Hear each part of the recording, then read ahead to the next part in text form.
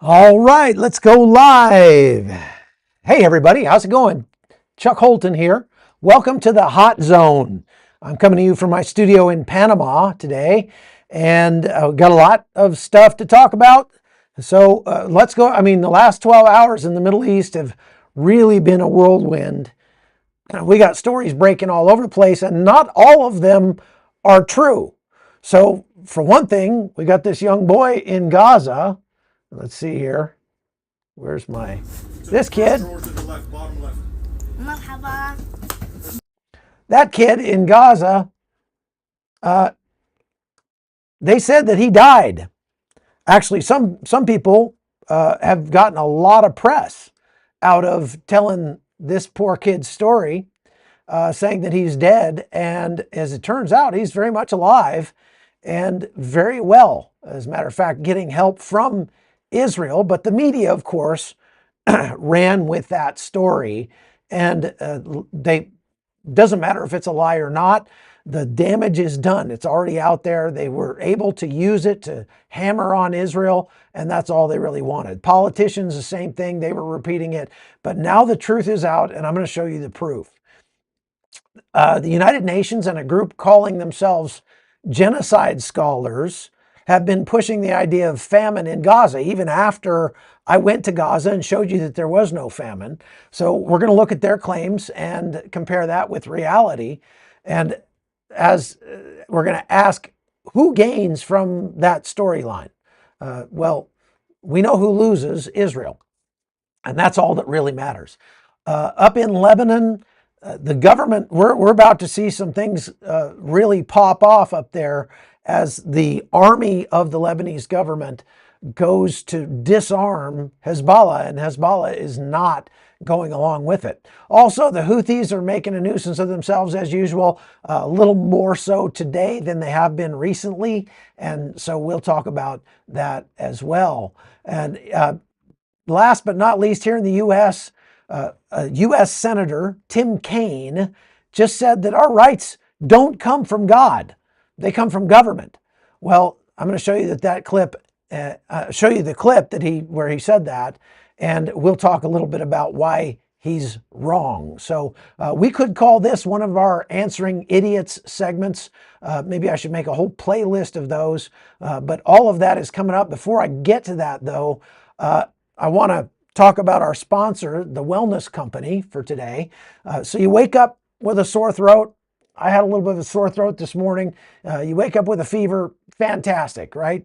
Normally that means calling the doctor, waiting 3 hours at an urgent care clinic or something, or maybe blowing half your paycheck on antibiotics. Or you could just walk over to your cabinet, crack open your medical emergency kit from the Wellness Company, flip through the doctor's guide, and boom, start your treatment right there. That's not some Band-Aid and Tylenol first aid kit we're talking about here. This thing is basically an urgent care clinic in a bag. It's got real prescriptions.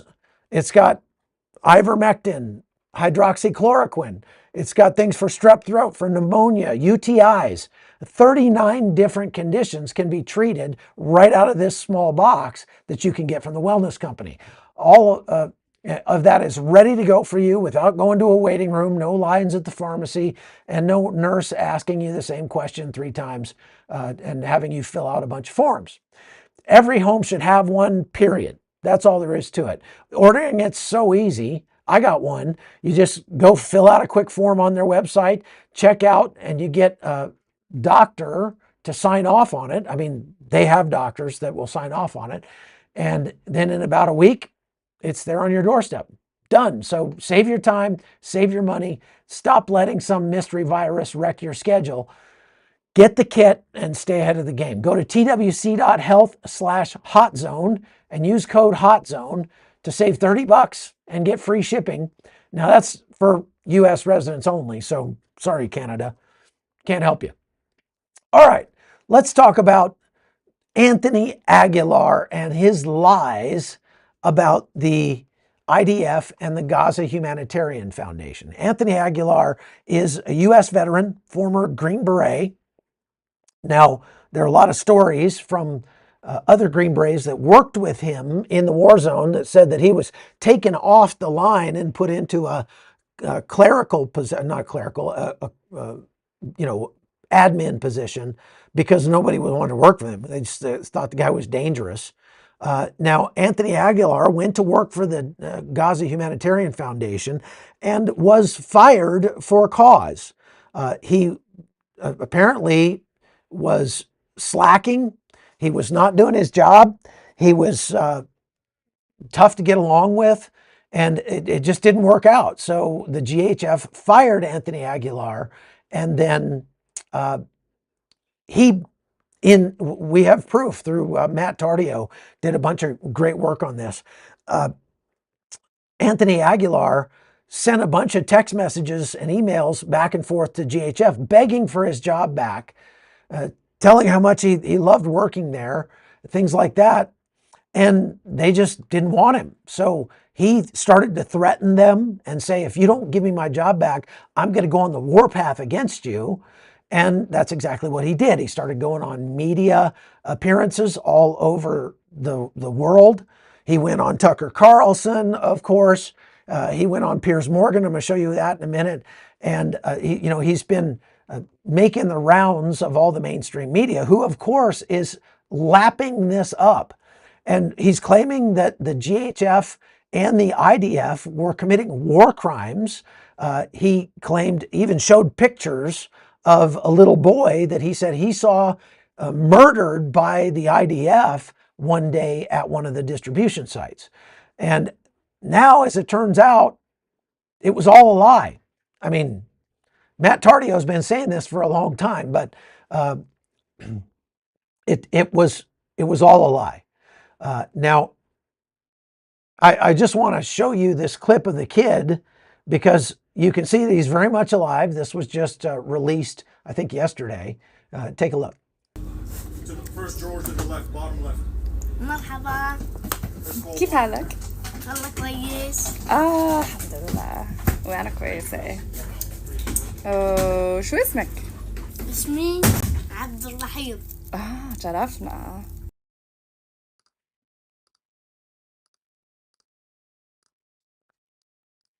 Well, so there you go. I mean, kid's very much alive. It turns out he and his mother were evacuated from Gaza. They've been receiving treatment, I believe, in Israel. They didn't say exactly where he's located right now, for just to preserve the kid's safety. But Anthony Aguilar is exposed to be a complete liar. Now, explain how this falsehood goes viral, right? I mean, what you got to look at is the media is so in the tank for Hamas.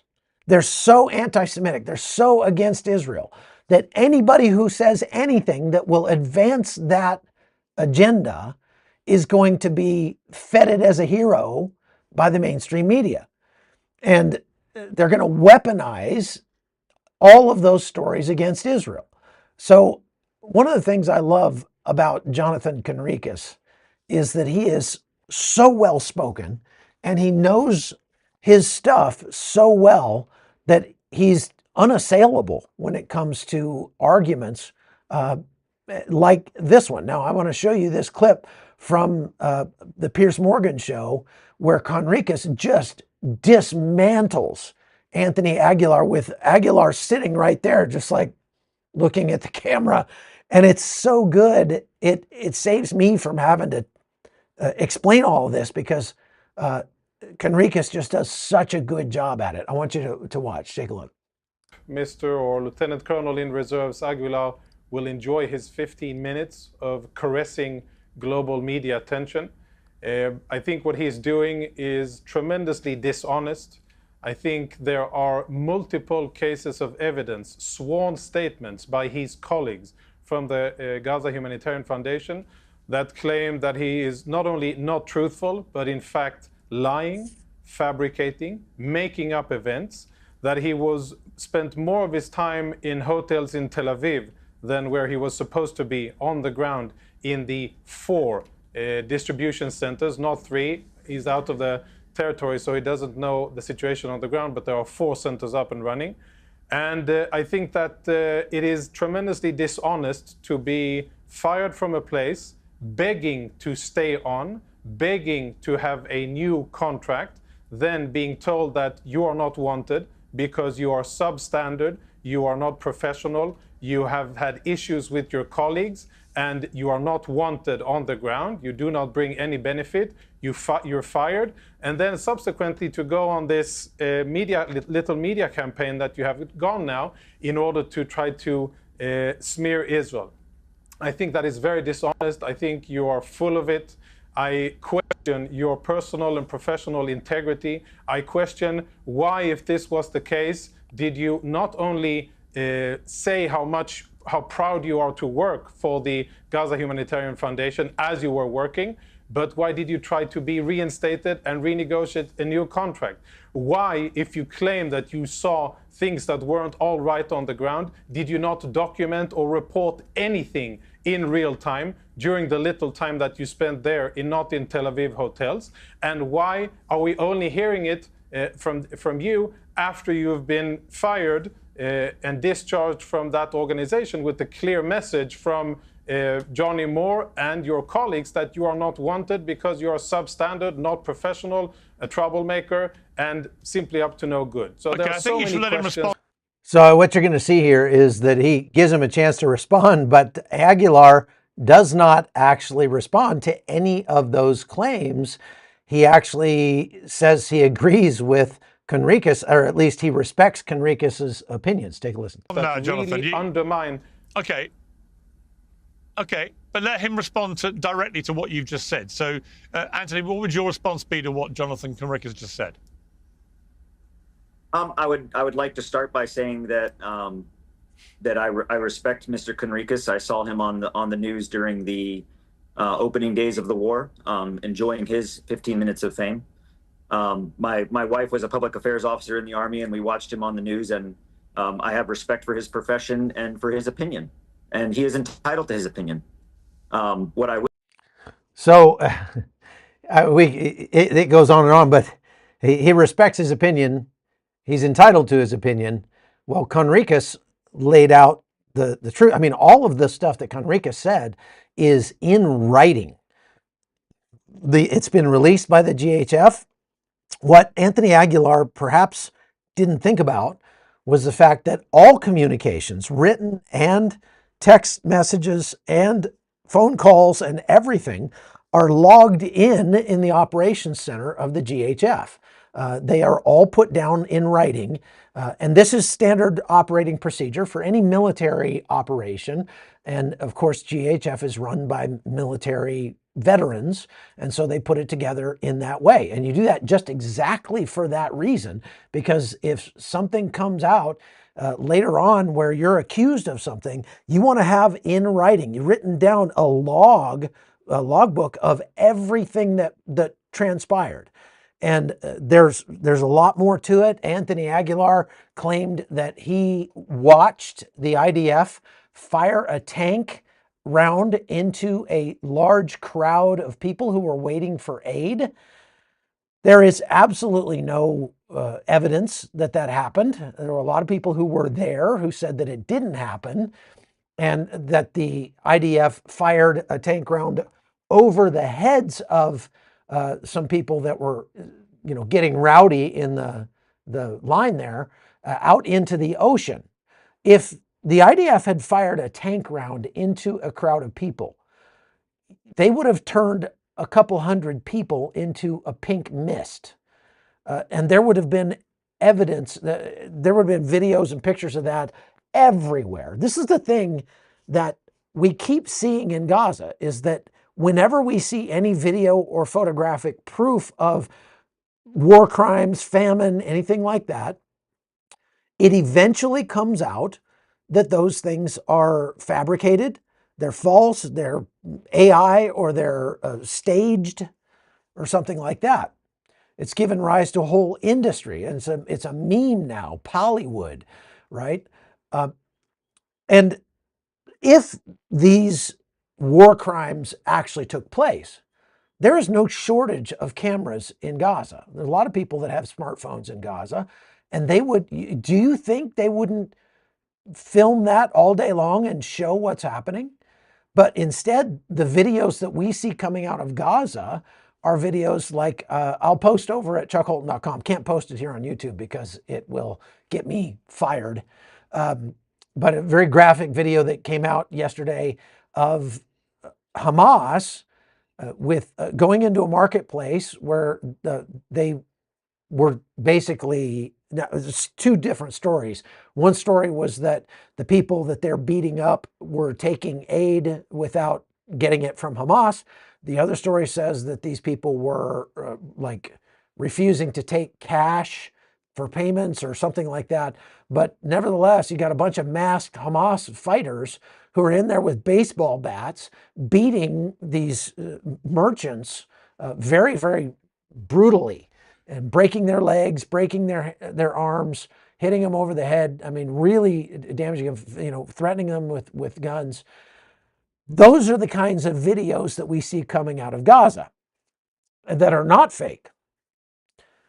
If any of the stuff that Anthony Aguilar claimed on Tucker Carlson or Piers Morgan or any of those things were true, there would be a lot more evidence out there.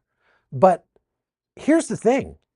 It really doesn't matter if they're true or not, because the media knows that once the story is out, whether or not it's a lie, whether or not there is proof that it's a lie, once the story is widely disseminated, it's going to work its way into the popular narrative and people are going to believe it because a lot of people want to believe it. And so they're not going to look for any evidence that these things are fake. So all they need is some claim, some shred of evidence or something like that, and they can twist that into a narrative to weaponize it against Israel. Once they've done that, doesn't matter how much Israel comes out and disproves it or debunks it or anything like that, the damage is done. This is how the information war is fought. And this is why Israel needs to go from reacting to the information that's being put out against it to being proactive. This is what I think the IDF, and more importantly, the General Press Office, just doesn't quite get yet. And that is that if you allowed a ton of journalists like me into Gaza and put them with IDF troops on the ground and just put so many journalists around Gaza, now you could easily vet them, make sure they're not, Al Jazeera or something like that. But you flood the zone with journalists who are then putting out what they're seeing. And even if a few of them are dishonest and try to sandbag Israel or try to make Israel look bad, the aggregate of allowing the truth to come out is that the truth wins. And they get out in front of these kinds of stories. So it makes it almost impossible for somebody to come out and make a claim like that, because there will already be stories out about what really happened. And that I wish the IDF would get a little smarter with that and allow more of us into Gaza so the truth could win out. And so I think the truth will triumph if it is set free. Okay. One other place where we've seen this narrative of lies that's just absolutely hammering Israel is the famine narrative. Now, I'm going to post a link to a new report that's out, very comprehensive report that's done by a third party. It's studied very closely all of the claims that are being made by the pro-famine crowd, saying that there's a famine in Gaza, and debunking each one. just right down the list. And it's very, very well done. Now, again, it's reactive and not proactive. And so it really doesn't matter in terms of the narrative that's out there. But there have been some funny things happening. I'm going to post that one over at chuckholton.com, and you can go over there and get that. If you want some ammunition to argue against the famine narrative with your friends and coworkers, that report is a very good one to read. It'll give you a lot of ammo to, hammer away at those lies. But one of the media news cycles that has absolutely consumed the internet over the last several weeks is a report that was released, or I guess it was an open letter that was signed by like 500 people that belong to the Association of Genocide Scholars. Okay? And it sounds very respectable. As a matter of fact, the UN, I'll show you a piece here in a minute, where the UN says, oh yes, this is a very well-known and respected organization, the Association of Genocide Scholars. Well, the internet did its work, and what a bunch of people found out was that if you want to join the Association of Genocide Scholars, you don't have to be a scholar, you don't have to be alive, you don't have to be real.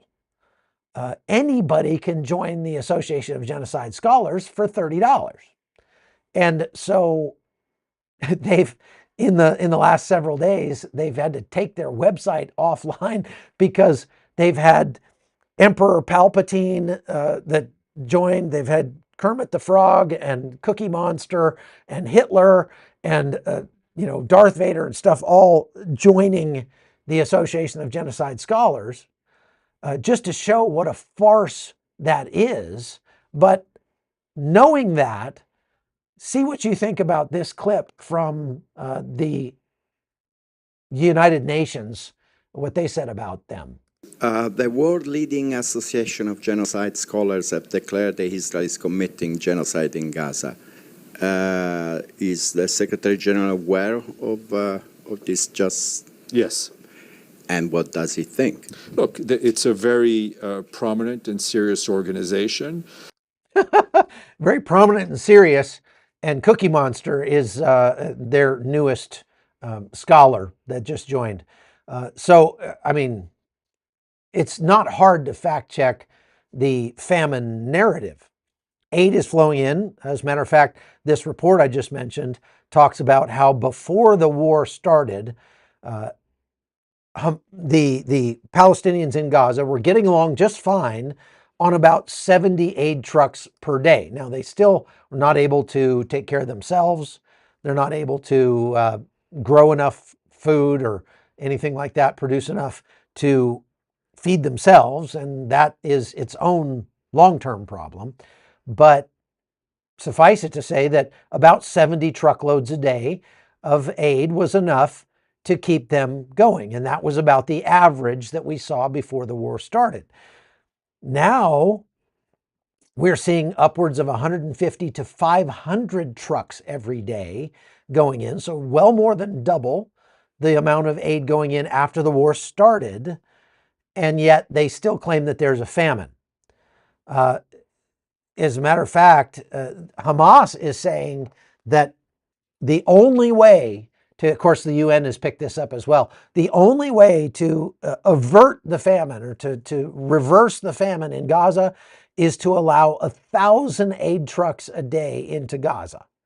Now, that is patently ridiculous, absolutely ridiculous. So all of this, the UN manipulating the distribution, the numbers being exaggerated of deaths and things like that, it's all political theater. It's all weaponizing this conflict against Israel. So famine claims aren't about food, they're about politics. And the UN is complicit in pushing that narrative. You just saw it on that video. They're saying, oh yes, very respectable organization, an organization that has literally no vetting for any of the people who join it. And what I would like to see is how many of the 500 people who signed that letter just joined the Association of Genocide Scholars, like in the last week. How many of them, I mean, it would not surprise me in the least if this is a concerted effort. How long has the Association of Genocide Scholars even been around? Does anybody know how long that's been going? I mean, absolutely 100% coordinated lying to the people of the world about what's going on in this conflict. And it's only getting worse as time goes on. It really is. All right, so let's move on to Lebanon. The Lebanese government is under pressure now to disarm Hezbollah, and we've talked about that quite a bit. Israel has continued to just hammer Hezbollah positions inside Lebanon, all the way up into the Bekaa Valley, even in the outskirts of Beirut. They have continued to conduct targeted eliminations of Hezbollah operatives. Basically, anytime a Hezbollah guy gets on a motorbike, it's a 50-50 chance whether or not he's going to make it to his destination or gets in a car or anything like that. Israel is still, thank you, Lynn Gibson, appreciate that. Anytime Hezbollah uses any kind of technology, they've got to be very suspect. And Israel continues to find, fix, and finish not only Hezbollah operatives, but Hezbollah weapons caches, headquarters, tunnel systems, bunker systems, things like that. And so Hezbollah is continuously being degraded day by day. Now, at the rate they're going, I mean, honestly, it'll take Israel years to completely wipe out Hezbollah. But that's not really what they're trying to do. They're just trying to keep Hezbollah off balance and kind of on the back foot so that Hezbollah doesn't have the ability to coordinate an attack on Israel.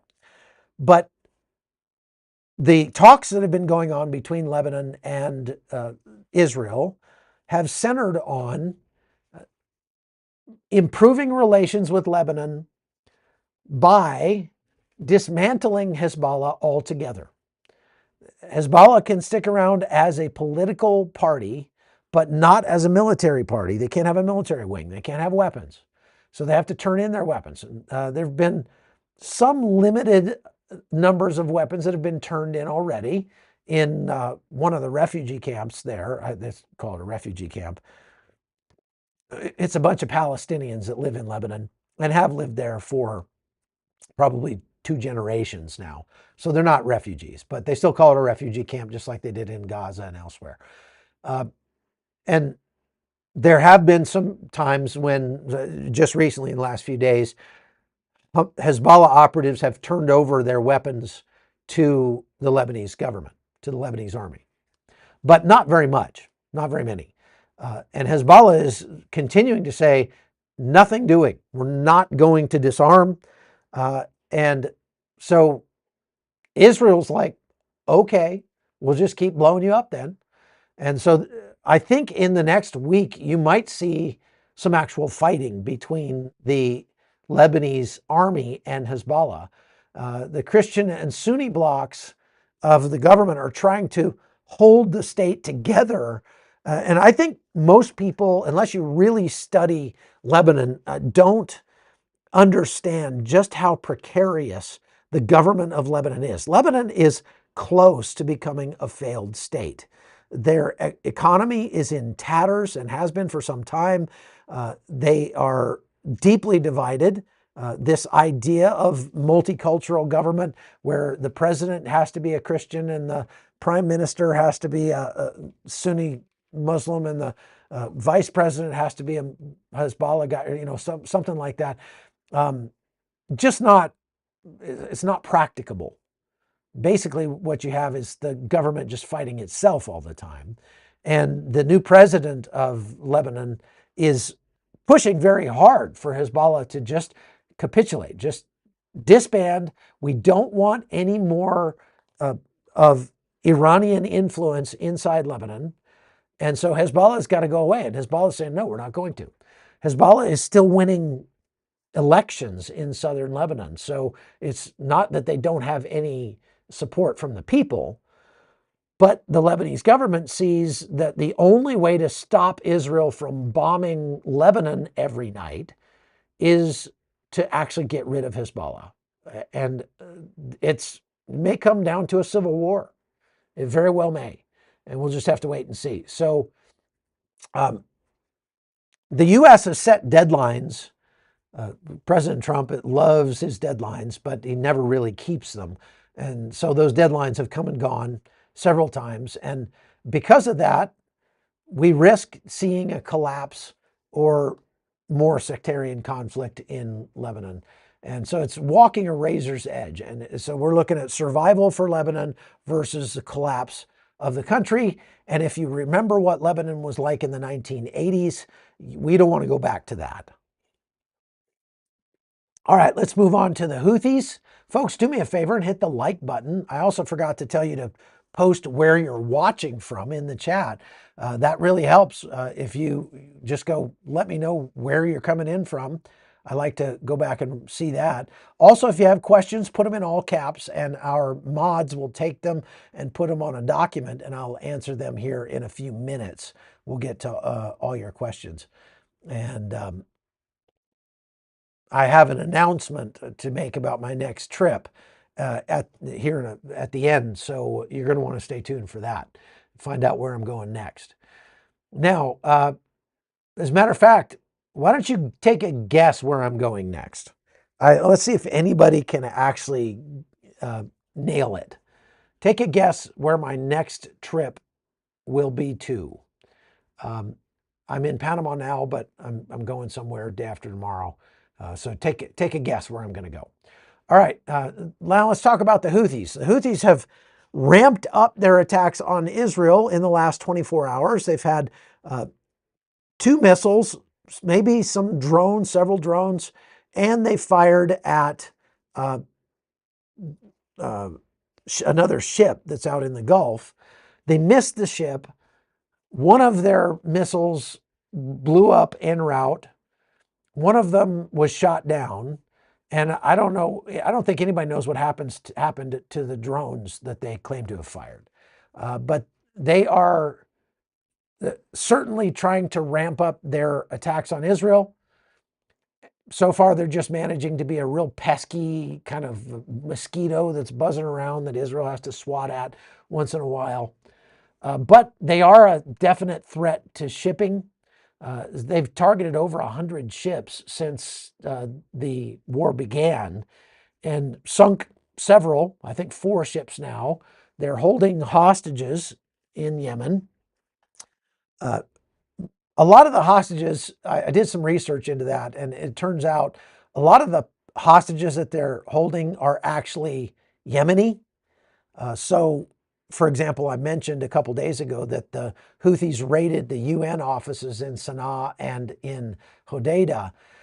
And this is after the Israeli strike on Sana'a that killed the Houthi prime minister and a bunch of ministers and government officials and stuff.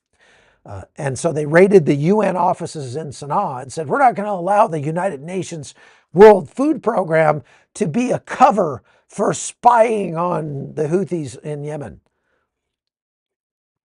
Which just shows how stupid the Houthis actually are, since the UN and the World Food Program are against Israel. They're on the side of Hamas and the Houthis, they were there in Sana'a actually handing out food to people who are starving to death. I mentioned the other day that we've seen 370,000-ish people die of hunger in Yemen during the famine that they've had there. And that's truly a famine. Whereas so far, by Hamas's own numbers, only less than 400 people have died of hunger during the entire war in Israel, in Gaza. So, you want to see real famine, go to Yemen. It's been happening for a long time. They say more than 80,000 children under the age of 5 have died in that famine in Yemen. So the World Food Program was there handing out food and cash to those people to try to help them. And the Houthi, I don't know, police or somebody came in and raided their offices, took 19 people hostage. As it turns out, 18 of those 19 were actually Yemeni citizens. So I don't know if you can hold your own citizens hostage, but they're being detained. Only one of those was not Yemeni, but we don't know where they were from. The UN has not released what country the other person was actually from. They also are holding hostage some sailors from the ships that they've taken over. We know of probably 15 or so. There could be more because there are some that were lost at sea. We don't know if they drowned and we never found their bodies, or if they were taken hostage. We just don't know. So bottom line is the Houthis are continuing to ineffectively try to hurt Israel, effectively hurt the global shipping market, and raise prices around the world for various different things, and generally make a nuisance of themselves. But one thing that they're very good at is making music videos. So there's that. They have some good editors in Yemen who can make music videos. So good on you. Okay. Now, this is really not obviously just about Yemen. This is about Iran, and it's about the control of global shipping and Iran's wider proxy war against Israel and the United States. Now, let's zoom out a little bit as we come back here to the United States, because I just want to get to this before I go to answering our questions. And this is a video I found last minute right before I went live, and I was like, oh my gosh, I gotta insert this in here because this is so Democrat. I'm sorry. Democrats just, I wonder, is it a mental disease? When you see this video, just think about this. You're basically watching one of our elected representatives who is probably mentally ill. And there's no shortage of mentally ill representatives. We've seen our Congress people make claims that if we put too many Marines on the island of Guam, that the island might flip over and capsize. We've seen even crazier things. I mean, I could go on and on with some of the ridiculous things that are said on a regular basis by people like Rashida Tlaib and AOC and people like that. But this is Representative Tim Kaine, who once had presidential aspirations in the United States, talking about that since we're not a theocracy, your rights do not come from God. Take a listen.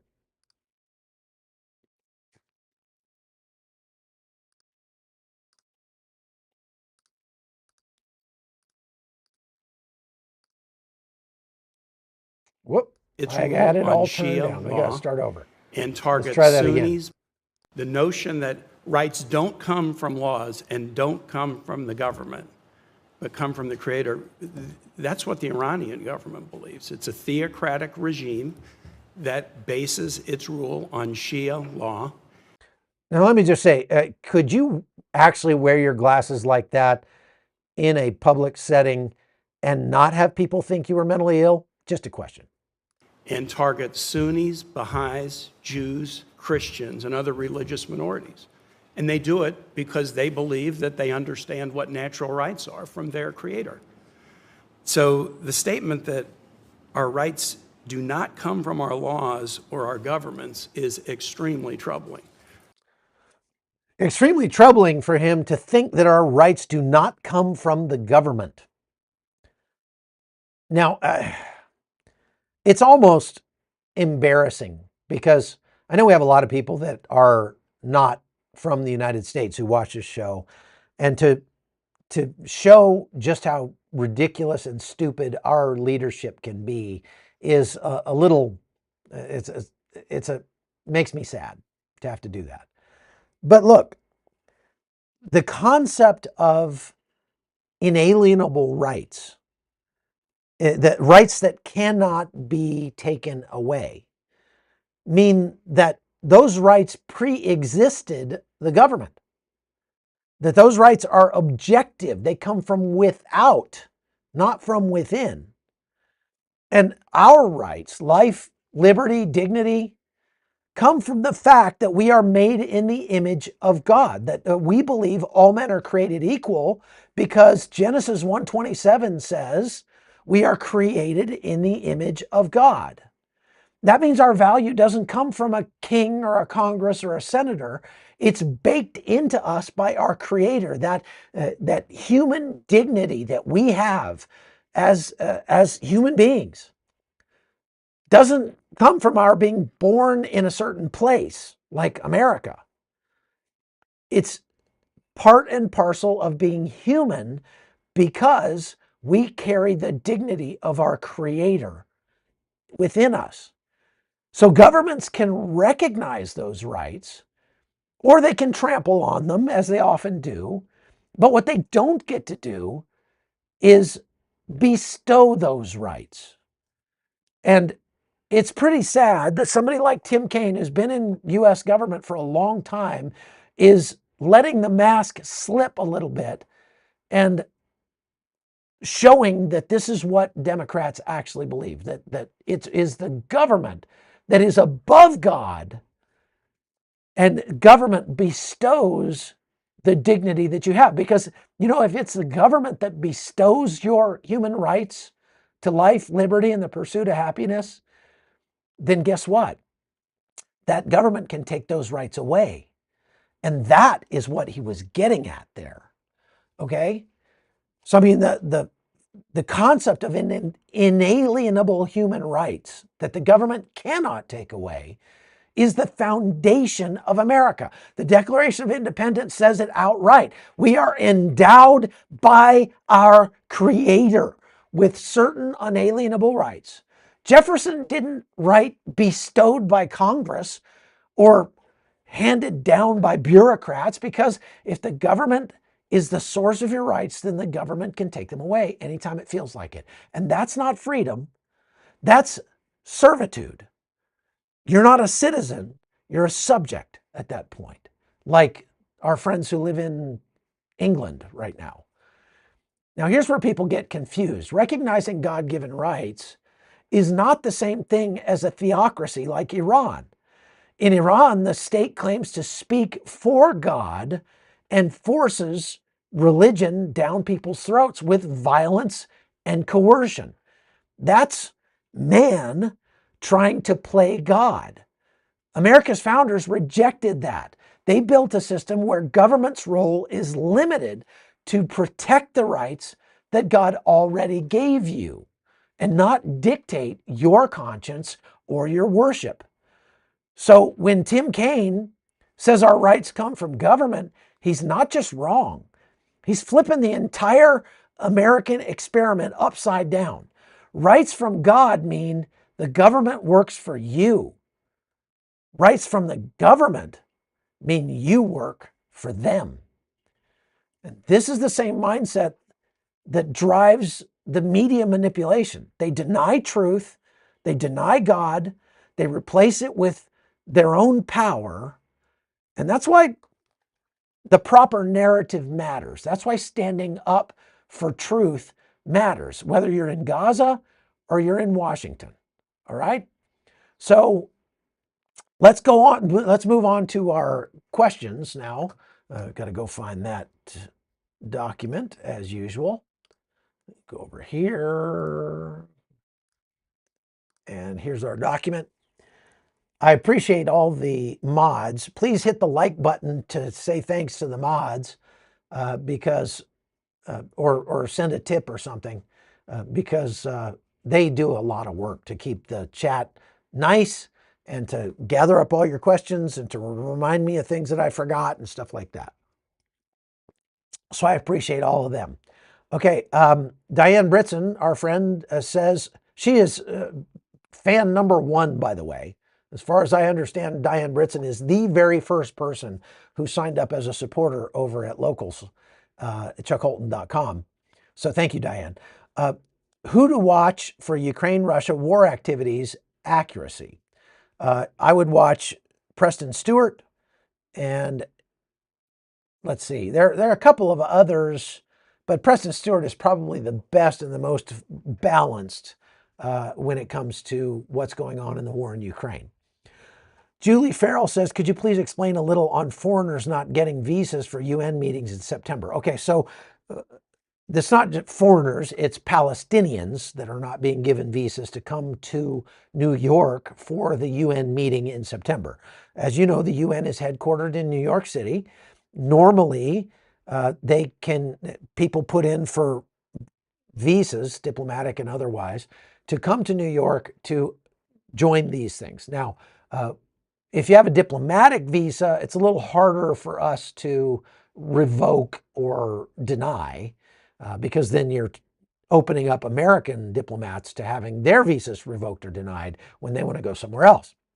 And we have treaty obligations that obligate the United States to allow diplomats in. But what they were doing was bringing a bunch of window dressing, let's say, in like Mahmoud Abbas, who is not a part of the delegation, to give speeches denigrating Israel and the United States, calling for Israel to lose the war, things like that.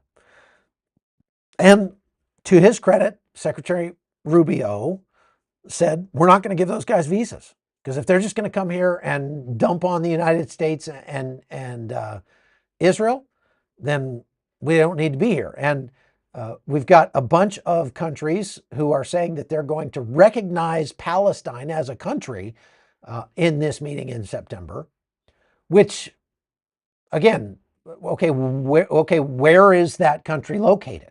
Who's the president of that country? Do they issue passports? How is that all going to work? Well, they're not going to do that. They just figure if we build it, they will come, sort of thing. If we declare it, it'll happen. So the United States is saying, oh yeah, you want to be stupid? Great. We'll just cancel all the visas for all the Palestinians who are coming into our country. So excellent that they're doing that. I think it's a really smart thing on the part of the Trump administration. Lexi Lime says, have you seen the car dealership coffee shop that just opened in Gaza City? Yes, I did. And there's several. I've seen a bunch of videos out of restaurants and coffee shops and different things that are doing just fine, doing lots of business inside Gaza. So there's no shortage of anything really in Gaza at this point, except maybe common sense. Lexi Lime, no, that was Lexi Lime. S says, we sent Israel already $350 billion when the struggle was in the U.S., and you are out here defending a nation that doesn't have anything with us. Are they paying you? Okay, well, S, I'm not sure if I should answer you if you're too cowardly to even use your name. But first of all, the United States has not given $350 billion to Israel. The president, President Trump, has been saying that we've given $350 billion to Ukraine. That also is untrue. We've given about $120 billion in weapons and equipment and humanitarian aid to Ukraine. We give Israel $3 to $4 billion a year worth of military hardware and assistance. A lot of that stays in the United States to buy weaponry and stuff from American companies. So it creates jobs in the U.S., and that is given to the Israelis. The Israelis also purchase a lot of weaponry and other technology from the United States as well. So your numbers are completely wrong. And if you say that the nation of Israel has nothing to do with us, I hope you're not saying, you're not typing that on an iPhone, because you know the technology where you can swipe or use your face to scan and open your iPhone? Yeah, that's Israeli technology. If you've ever used, I don't know, Riverside FM which I use all the time for interviews on this thing, that's Israeli technology. There's a tremendous amount of technology that we get from Israel. Israel takes American weaponry like the F-35 and the F-16, and they upgrade it with their own technology and make it better than the ones that we have. And then we can get that technology from the Israelis and use it to improve American military might. So this is not a one-way street. On top of all that, the Mossad has a much, much better intel gathering capability in the Middle East than the United States does, because the Mossad still does human intelligence, and the CIA has, for the most part, gotten out of that business, and they just use signals intelligence.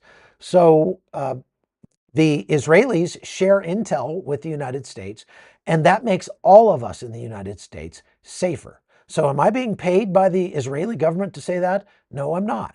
And you've heard me be critical, if you've watched this show, of the Israeli government from time to time. And I, earlier in this podcast, was critical of the Israeli government for not being smart enough to allow a bunch of journalists into Gaza. So there you go. Now, you're going to have to do better than that, man, because what you're doing is just spouting off.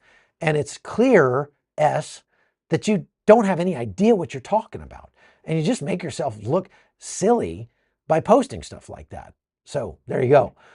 Diane asks how to fact check Patrick Lancaster's for drones 20 or so hours ago. I haven't seen what he said about drones 20 or so hours ago. Patrick Lancaster definitely is a shill for Russia, likely is paid by Russia.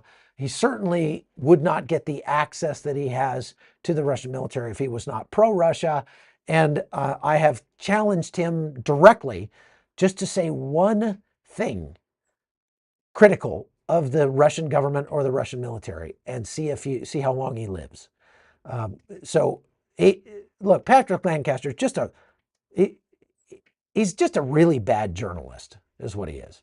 He's trying to do journalism over there in Russia. I ran into him in Artsakh in the Nagorno-Karabakh district. That's when I first met him. And he wasn't very eloquent then either. He's pretty bad at what he did then. But now he's built a large following by catering to people kind of like S, who are just low information voters that don't understand what's going on. And so there you go. Shal Dali says, Chuck, what do you say about the Palestinian Authority not going to the UN Assembly? I think I covered that already. Mike Silva says, can Aguilar face any type of legal or criminal charges for what he's doing? That's a very good question. I think it's likely that he could face charges for what he's doing. If nothing else, he could be sued for defamation or something like that. But we'll have to wait and see. I think that the drubbing that he got from Jonathan Kenrikus was pretty good punishment. I mean, on Piers Morgan's show at national television, Kenrikus just tore him a new one. So there you go. Nicole Angel says, Chuck, please speak on having integrity in journalism. Does believing in God matter? Well, I mean, if you believe that truth is subjective, meaning it's kind of like a flavor of ice cream. I can choose whatever truth I want, and I can report that. I think that precludes you from being a good journalist, because being a good journalist means telling what is actually happening, not what you wish were happening, not what you want people to believe is happening, but telling what's actually happening, telling the truth. And truth has to be objective for it to be worth anything at all. Objective meaning outside of ourselves. So no matter what your opinion is on this topic, telling the truth about that topic is what a journalist ought to do. And that says I believe that truth exists outside of my own opinion. But far too many journalists don't believe that. They believe that truth is something that's malleable, that's like the flavor of ice cream or something. You just choose the one that you like. And that's when you hear people talking about speak your truth or stand up for your truth, Well, there's no such thing as your truth or my truth. There is truth, and what we think about that truth really doesn't matter. So being a good journalism and having integrity means just telling the truth, even if it's uncomfortable. And believe me, that's hard because we're such a divided culture, especially in America, that, for example, if I say anything that's critical of President Trump because he says something that's patently untrue, I lose. I mean, I literally can watch the subscriber count go down as people unsubscribe from my channel because I'm not a complete Trumpophile. I like Trump. I like a lot of the things Trump does. I'm complimentary to Trump when he does things that are smart. When he does things I think are stupid, I'll say so. And let the chips fall where they may. Let's see here. Barbie says, did you find out where that B-2 bomber that left the USA was heading toward Europe? Yes, I did. There was 2 B-2 bombers, and they went up and they made a show of force in the Arctic region over Finland and Norway up there, which is a show of force specifically aimed at Russia. And I think that's pretty powerful. It's not getting enough news. We should probably do a whole podcast about that because President Trump sending a couple of B-2 bombers to very close to the Russian border up there in the Arctic sends a message to Putin that we're not playing. And I'm interested to see what comes from that next. That'll be interesting. Okay. Christian Kiefer says, have you been to Yemen? No, I haven't been to Yemen. I've been to the border. I've been close to Yemen. I'm just not, and I mean, Yemen is a giant dirt parking lot with a bunch of rocks in it. So it's not like there's a lot to see in Yemen, for sure. And going to Yemen is a good way to get your head separated from your body. So I'm going to probably avoid that for the time being. Patrick Lindquist says, love your show, watching from southern Wisconsin. What's your take on what's going down in Venezuela? Well, I'm going to be talking about that a lot in the coming days, and I'll talk about that in just a second. Have you heard that mosques are primarily concrete symbols of conquest, not for worship? Yes, I have. I actually spoke about that yesterday on the live, that mosques and the Muezzin call, the call to prayer, is it's an element of conquest as much as it is an element of piety or zealousness for Allah. Richard Hardy says, how do you justify the double tap killing of journalists by the IDF? Well, I don't, if they're actually journalists. The thing is, the IDF has proven that many of the so-called journalists who have died in the war in Gaza were moonlighting as Hamas fighters, or were Hamas fighters wearing wearing press vests. Now, the Israelis looked into that double tap you're talking about at Nasser Hospital in Khan Yunis, and they investigated it, and the report was that they were completely justified because the quote unquote aid workers or emergency services that were up there on that balcony in that hospital, which they didn't destroy the hospital, they just blew up that one balcony. They were actually mounting cameras that they were using to broadcast live streams of Israeli Defense Forces positions to Hamas, to show Hamas where the IDF was located so that the Hamas could attack the IDF. If you do that, you make yourself a legitimate military target, whether or not you're wearing a sticker on your chest that says press. There's nothing magic about that sticker. Believe me, I don't like to wear that sticker very much because I think it makes you more of a target. But so there's no need to justify the real question, Richard, is not how do I justify it? The real question you should be asking is how does Hamas justify putting press vests on Hamas fighters and putting every journalist in the world at risk in so doing? That's the question you ought to be asking, all right?